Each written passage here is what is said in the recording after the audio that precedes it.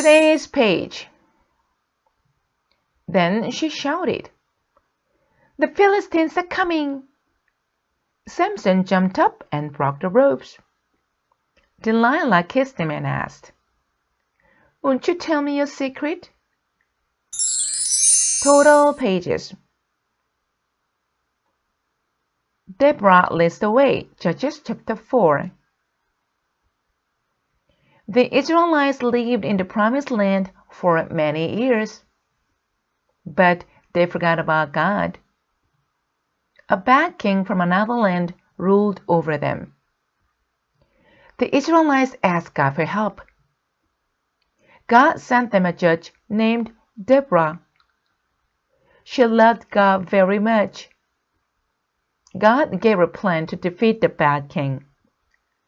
She sent for a man named Barak and told him, "God wants you to take 10,000 soldiers and wait on the hill." The Israelites were not as strong as their enemies. Barak begged Deborah to go with them. She was a strong leader. She agreed. When the Israelites met face to face with the king's army, Deborah exclaimed, "Go, attack them now. God is with us." The Israelites obeyed and won the battle. Gideon's battle, Judges chapter 6 through 7. God's people kept disobeying His rules. So God allowed their enemies to take all their food away. Again, the Israelites turned to God for help. Again, God answered their prayers. God chose a man named Gideon to help His people. God sent an angel to Gideon. "You are a mighty warrior," said the angel. "You will save God's people." Gideon said, "But I'm from a family that isn't rich or important." Then Gideon prayed to God. "I need a sign from you. I'll put some wool on the floor. Tomorrow, if the wool is wet and the ground is dry, I will believe you." The next morning, the wool was wet and the ground was dry. But Gideon wanted another sign. He said to God, "Now, if the wool is dry and the ground is wet, I'll be sure you have chosen me." The next morning, God made the wool dry and the ground wet. Now Gideon was sure.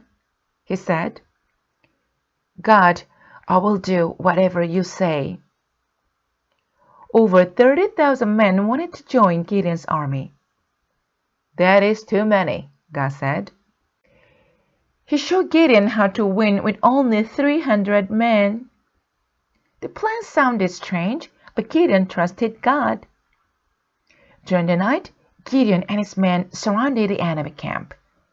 They blew trumpets and smashed clay jars. They waved burning torches in the air.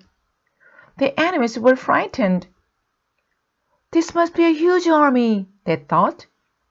So they ran away. God's people won. Samson, Judges chapter 6 through 7. The Israelites were in trouble again. Along came a very strong man named Samson. God had chosen him to save the Israelites from their enemies, the Philistines. Samson knew that as long as he did not cut his hair, he would always be very strong.